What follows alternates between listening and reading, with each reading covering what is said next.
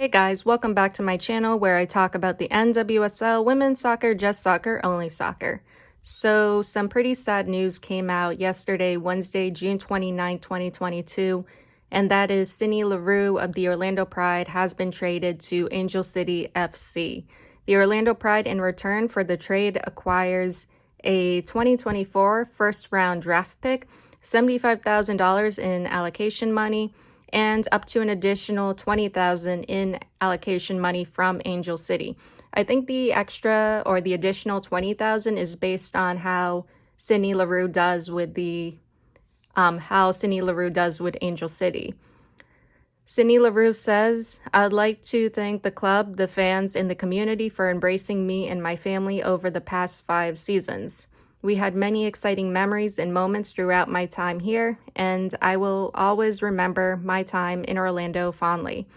It's very sad for Pride fans, but when it comes to Sydney, I know for a fact she will definitely excel at Angel City. Larue will be playing with experienced players, have support in the midfield and attack, and since Kristen Press is out for the rest of this NWSL season due to an ACL injury, Larue will fill into Press's role nicely. And when Press does come back, those two will link up really well too. She'll also be reunited with Ali Riley, a former Pride defender as well, which is awesome. You know, it would have been interesting if Larue went to the San Diego Wave, because then it would be an Orlando Pride family reunion with Alex Morgan, Taylor Korniak, Jodie Taylor, and Emily Von Egman. I'll get back to Angel City and San Diego in a bit because I want to talk about the fan reaction to Sydney Leroux leaving the Pride. It was definitely upsetting to Pride fans. Larue had been with the Orlando Pride for 5 seasons, and I feel like she was the one person trying to keep the Pride together for this season. I think she may have reached the point where she realized that she couldn't do this anymore, or it's not worth it anymore. I know Larue wasn't happy with how Amy Turner was treated at the Pride, and maybe that was it for her. At the same time, there could have been other reasons and other things as well. A lot of Pride fans were shocked by the news, and I was surprised too. At the same time, though, I wasn't. I was expecting players to leave after Amy Turner left, but I didn't think Larue was going to be next in line to do so. I actually thought Engerrod James was going to be the next to leave the Pride. After all, she's Amy Turner's fiance, and she made it clear she wasn't happy with how her fiance was being treated. Rightfully so. Maybe she's next in line.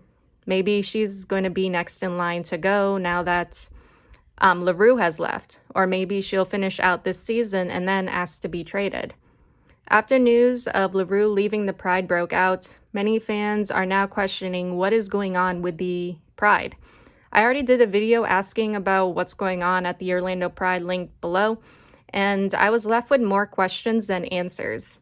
I think with Larue leaving the Pride, it confirms to me at least that there is clearly something going on at the Orlando Pride, because why would you let go of Sydney Leroux? Or why would you lose her? One of the veteran players at the club, one of the players with the most experience, and one of the players trying to keep the team together.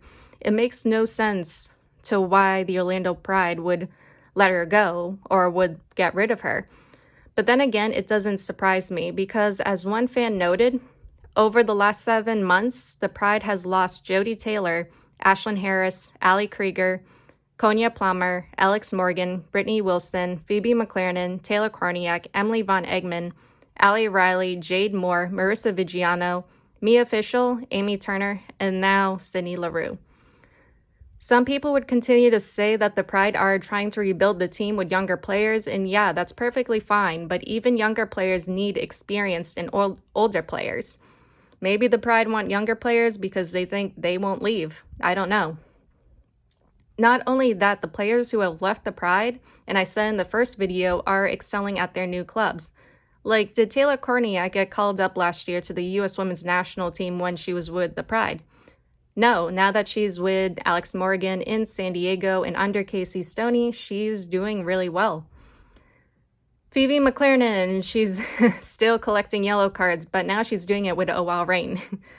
All jokes aside, this is a lot of players, and I think fans are now asking what is going on with the Orlando Pride.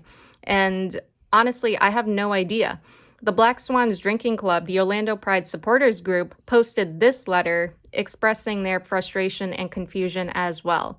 It reads, "You could say it's been a struggle to be an Orlando supporter. We've trusted the process and now we're here.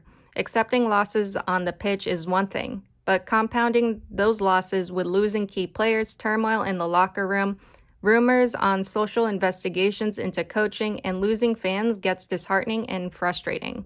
We're feeling a little helpless and in the dark. Today, we're #SadAstra. What is the club's plan to recover from this nightmare?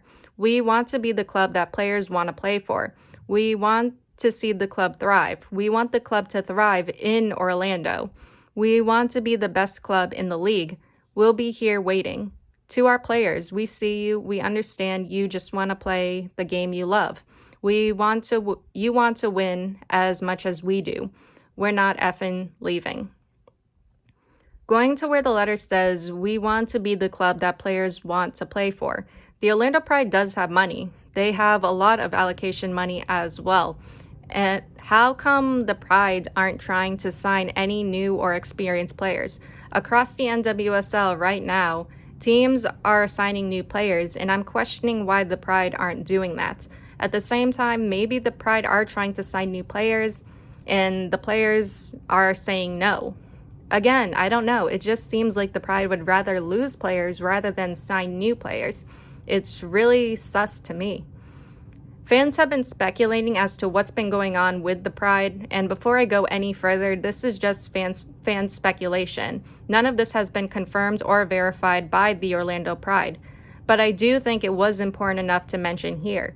Some fans are speculating that the owners may fold the Orlando Pride due to the fact that they're selling players without signing new ones, while other fans think the owners, Ziggy Wilf, Mark Wilf, and Leonard Wilf, want to move the Orlando Pride and Orlando City to Minnesota, since Ziggy and Mark Wilf are also owners of the Minnesota Vikings.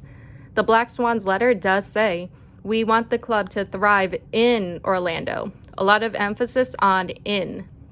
Could there have been talk about Orlando Pride and Orlando City being moved to Minnesota? It's hard to say for sure. Again, none of this is confirmed or verified. It's fan speculation. Honestly, I would much rather see the Minnesota Aurora women's team join the NWSL rather than move the Pride in Orlando City out of Florida. Going back to Sydney Leroux, after the news came out about her being traded to Angel City, some Pride fans decided to jump ship and find a new club in the NWSL to support, which is understandable given the fact that we don't know what direction the Pride are going in. We don't know what the Pride's goals or plans for the season are, and the string of losses, especially the 6-0 loss to the Portland Thorns, is very disheartening. I get why fans want to find a new club. One Pride fan who I talked to asked about supporting OL Reign, and yeah, OL Reign always open to new fans. Others are considering Angel City or the San Diego Wave, since both of these teams have a lot of former Pride players. Again, I get it, and I can't fault anyone for wanting to leave the club. I want to finish this saying I now really think there is something going on at the Orlando Pride. Like in the first video I did, I'm still left with more questions than answers.